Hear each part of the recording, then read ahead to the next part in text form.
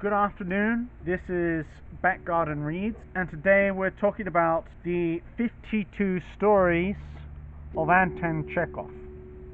If you know about writing or you care about storytelling, you would have probably heard at some point the concept of Chekhov's gun. Alright, the idea that if you reveal the gun in the first act, it should go off in the third act. Something on the lines of that. And he also said something on the line of like, don't tell me the moon shone bright, but describe it, but like the glass twinkled of something. I don't remember the exact quote. So far, I've only really reached the halfway point of this book. The halfway point of a 500-page book. And you might think like, oh man, that's 52 stories in 500 pages. That's roughly 8 to 9 pages each. Well, in actuality, there's actually quite a few stories that are less than 3 pages.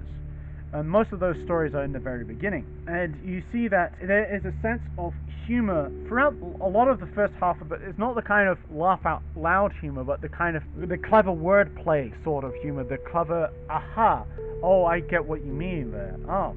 One story that I kind of marked out here is called the explanation point. And one of the reasons why I kind of mark it out, because it's very typical of quite a few of his stories where it's the sorts of peasant or lower class, working class, not necessarily working class, not necessarily peasants either, but kind of lower on the social order, you could say. And you find that there's a lot of back and forth between the lower and the higher grades of the social order, which is a very European thing, classes. And that's been a problem throughout Europe for centuries at this point, and it still really exists today. And it's still generally a problem because you get, like a lot of people look down on working class, middle class, and so on, so on, so on. With the explanation point in specific, I like it because this clever sort of story of a man who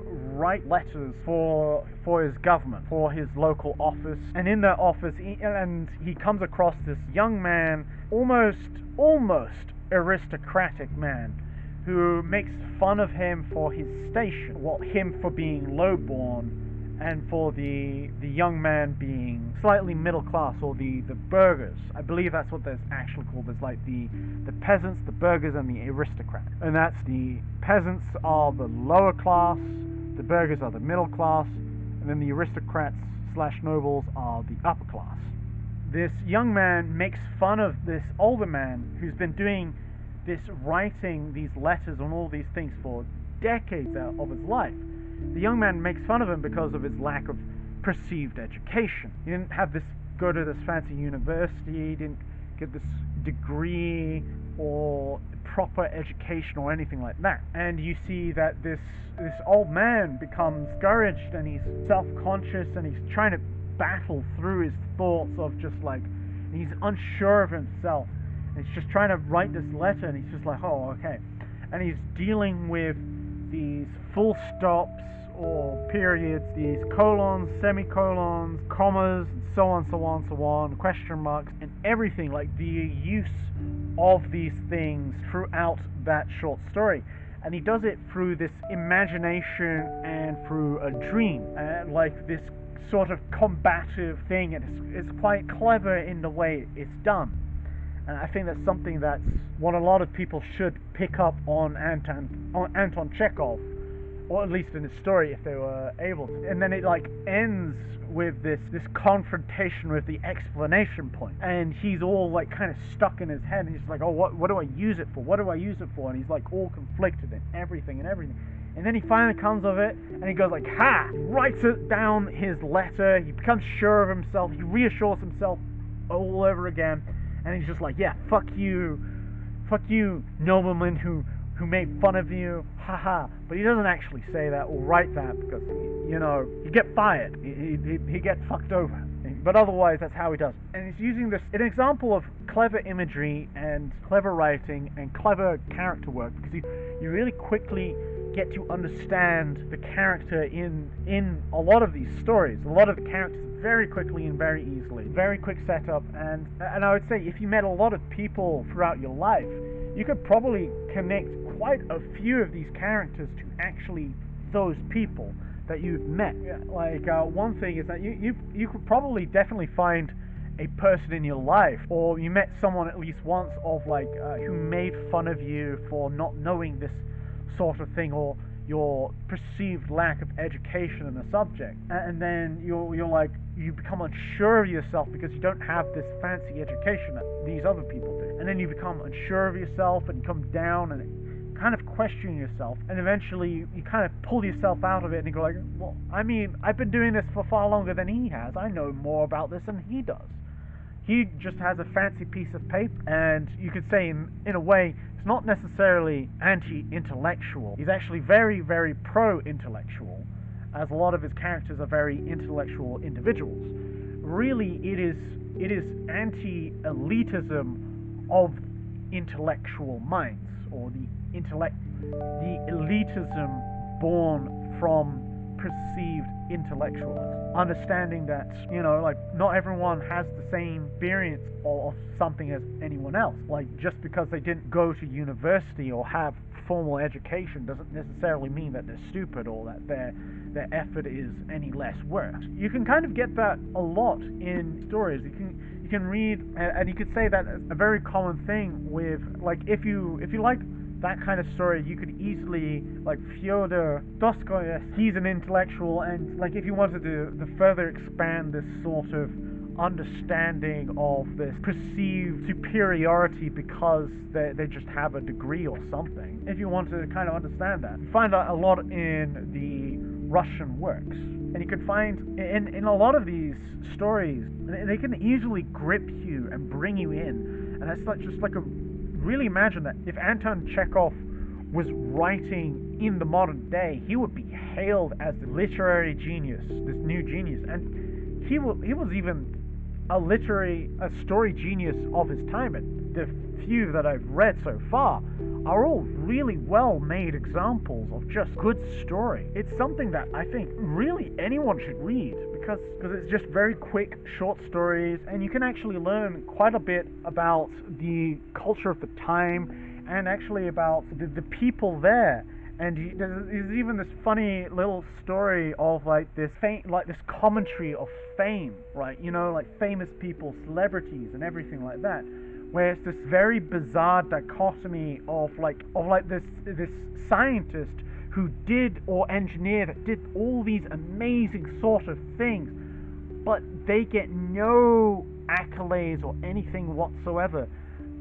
But like some random singer in the middle of the countryside, they get all the press and all the accolades and everything like that. And it can be this, like, how vapid a lot of being a celebrity is, how stupid and pointless being a celebrity is, especially if physically brings like a bridge or this marvel of engineering that really helps like thousands and thousands of people, or millions of people over generations upon generation. A lot of them can be ignored, and it's from a perspective of a guy who's just like, who wanted to be famous, but he wanted to do it on his terms, or like being a famous scientist, engineer, so on, so on, so on, so on. It ends in this sort of humorous way in which the guy he's telling all of this to is also a very good scientist and engineer that neither of them have heard of each other. And then they laugh about it, and then just go like, man, this is just the absolute absurdity. It's amazing how much he can do in just so few pages. It's really masterful. And there's even like a story on just like how there's a lot of commentary on like education, on class, on greed, wealth, and perceived hierarchy. It gives a very interesting window of what Russia was like the 1800s, the 19th century. Like one story, like Fat and Skinny, it's a very short story. It's 3 pages long, and in actuality, in an actual word count, if you remove this bit here, it becomes 2 pages. And it's this very quick story of this shift in friendship from perceived hierarchy, from understanding that the station, that his friend's station is so much higher than himself, and it's really quite sad, and you get a lot of character, and it's something that I think anyone who would want to have a good appreciation for Anton Chekhov, and I mean actually want to learn from Anton Chekhov, they should actually read Anton Chekhov. And so far, you really can't go wrong with this book. It's a Anton Chekhov 52 stories, translated by Richard Pevere and Larissa Volokonsky. It's vintage classics, and it's a very simple cover. It doesn't really need to be all that complicated, and the simple cover really does help with the rather grounded, simple nature of a lot of the stories and the interactions and all that.